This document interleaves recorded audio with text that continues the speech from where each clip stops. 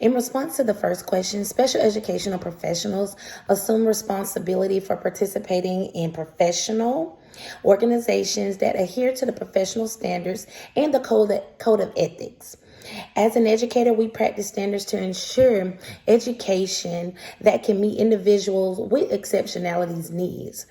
We must do this in a way that respects all cultural characteristics that support the individuals and their families. The key principles to supporting the idea is professionalism, always staying professional when you're speaking with children, speaking with parents, and your co-teachers, as well as other teachers in the building.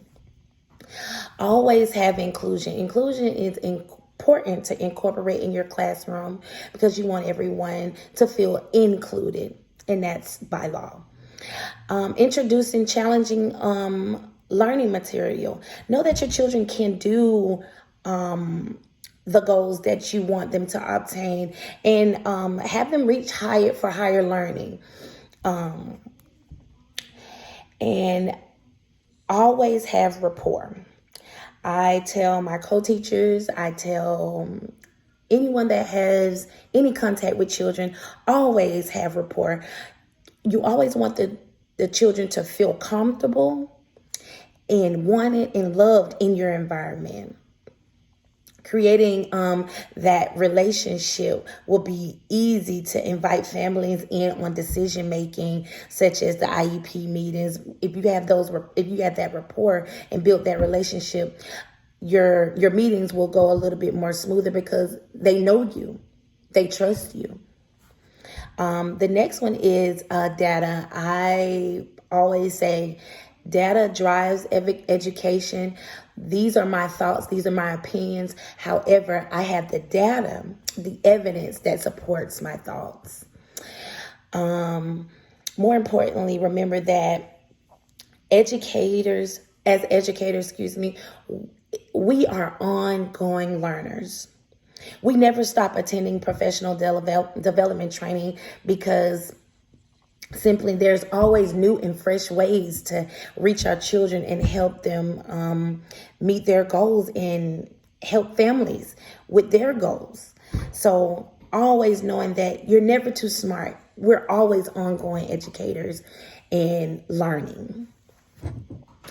To the second question, one attribute that I possess that has made me a successful teacher in the years is my positive perspective. I always love to look at the glass half full, never half empty. I'm the most optimistic person you probably will meet as an educator. I start my day with my children with affirmations. Those affirmations are: you are smart, you are loved, and just lots of positive things that the children that I have at the beginning of the year, they create these positive things that we say every morning so we can go ahead and start our day. And the reason why I do affirmations every morning is because I want to pour in life into my students. All my students should feel safe and important in their learning environment. That drives the students' high expectations of themselves throughout the learning day. No educator is perfect. I am always learning ways to help my students in my class. So I feel as if as time goes on, I can improve on all of my dispositions, Into the third question. This question brings me to a follow-up question. How am I thinking about my students?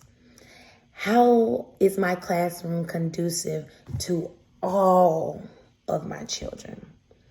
In my classroom, I always incorporate cultural diversity. I have pictures on the wall of children with disabilities, different ethnic backgrounds. I even